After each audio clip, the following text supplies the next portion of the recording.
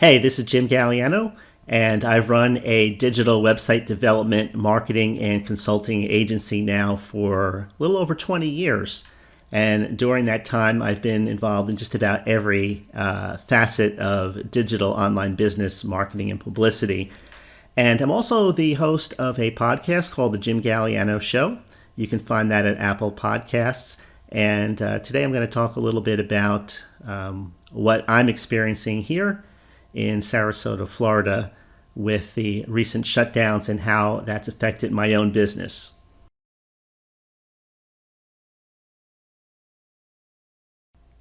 So far, business-wise, there haven't been many changes that I can think of.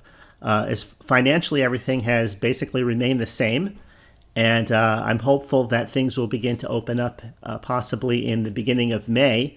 So if that happens like that, then everything will be fine. Basically, I took this as a one day at a time approach because it's really hard to tell or forecast what might or might not happen, especially as it relates to clients, because you really don't know who has what stored up in case of emergencies, and you really aren't sure of how people are doing just by the outward appearance.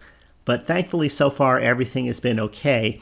Now, as far as internally goes with the business, I've basically I put a few projects on hold simply because it's kind of hard to communicate with your clients and then build new projects out and then be involved with the news like everything is going right now, trying to keep on top. It's just exhausting. So I've basically put my own little projects on hold, and I'm taking one day at a time, taking it easy, and just letting this play out.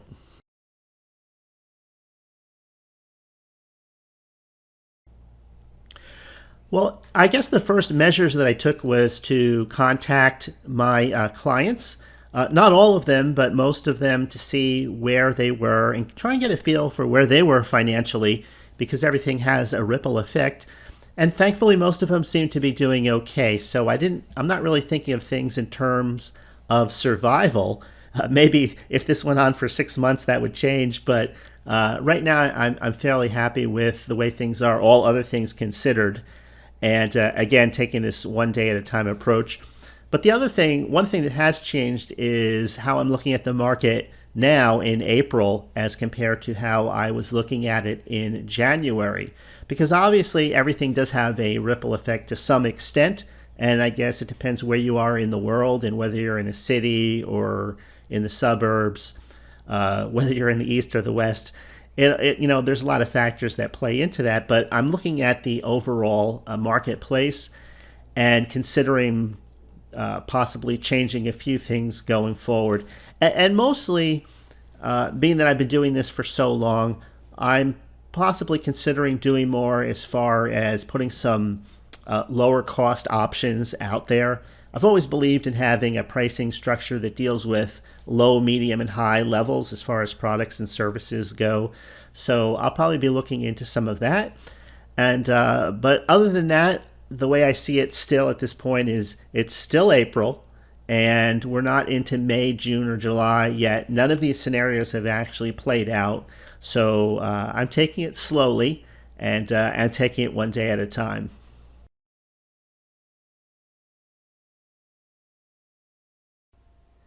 What tips would I like to share? Well, I think the first one would be a boxing analogy.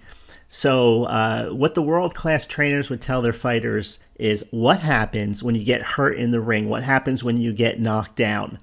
I remember George Foreman talking about what happened when he got knocked down by Muhammad Ali during the Rumble in the Jungle.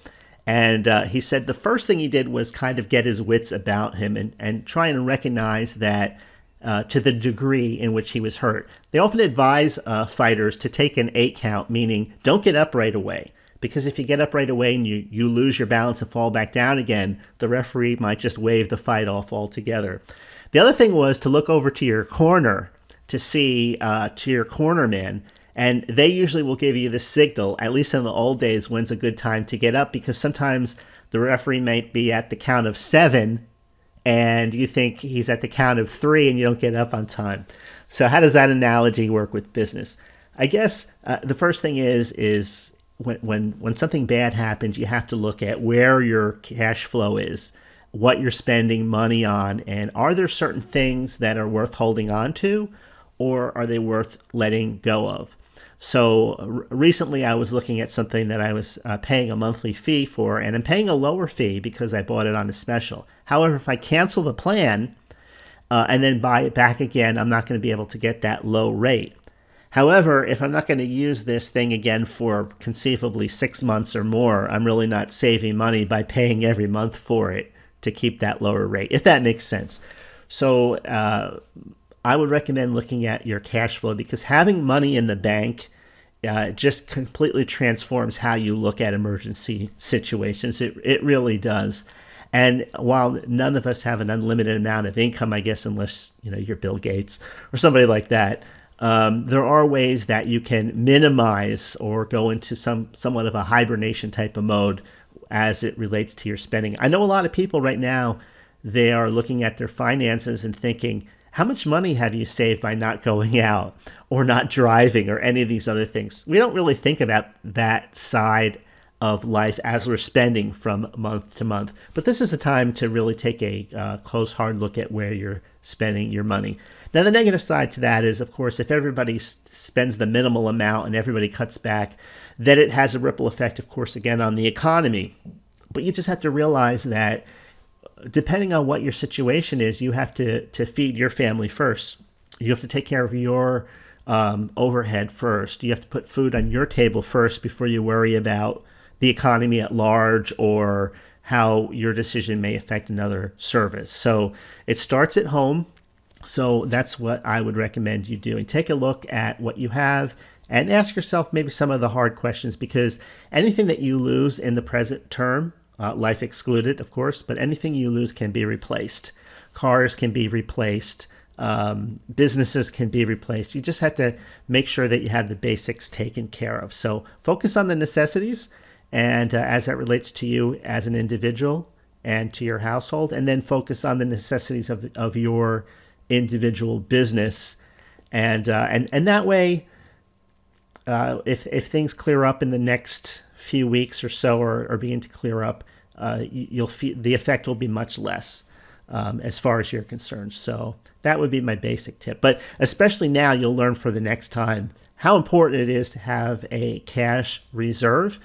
And if you don't have that, if your business isn't producing that, then you have some internal structuring changes you really need to consider making. I know everything takes time, but sooner or later you have to be making more than you need, not just what you need, because you have no room for error, as a lot of people are finding out, if you're just making the base every month.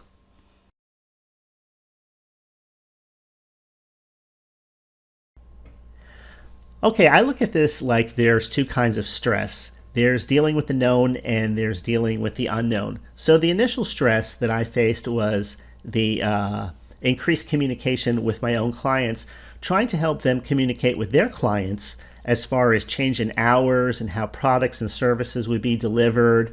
For those who shut down completely, what was coming next. So that really did take a lot of time, and that created kind of a stress of its own, because everybody wanted everything done right away. The stress with the unknown, of course, is how long this is going to last and what the lasting effects would be. And this is the place where you really do have to learn how to live one day at a time. It would be one thing if by your decisions and actions you could affect the big picture. But in that respect, we're all in our own individual situations. So I tried to stay away from the news, which was a lot more difficult to do in the beginning. Everybody has an opinion on what you should do and what you shouldn't do.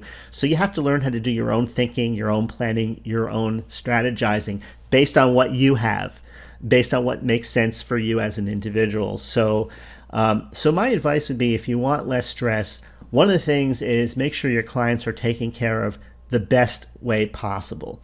Some clients, they will communicate with you. They'll be on the phone. They'll be in the inbox. Some clients will be non-responsive, and there's like everything in between. So you don't want to take it personally, because some people just have more challenges that we are aware of. We don't know about some of the challenges they have. Some clients will freely, openly share what's going on in detail. And then again, you have everything in between. So help who you can help. Give the suggestions to the people who are willing to take them. And then other than that, conserve your energy. Conserve your energy, meaning that you don't have to know every hour on the hour what the latest information is, or what the governors or the senators or the presidents or wherever you're living, what everybody is saying. Maybe do it once a day. Maybe do it at night before you go to bed and see what happened if you absolutely positively have to know. But I'm in the place now, and I think the longer this rides out, the more used to it, the more normal it becomes in a strange way. And so I found that right about this point, it's easier to maybe get back to your own business, go back to your own planning, and begin to make your plans of what you're going to do next. I think that right about now, we're in mid-April, so it's a good time where you can think about what makes sense for you. So I hope that helps.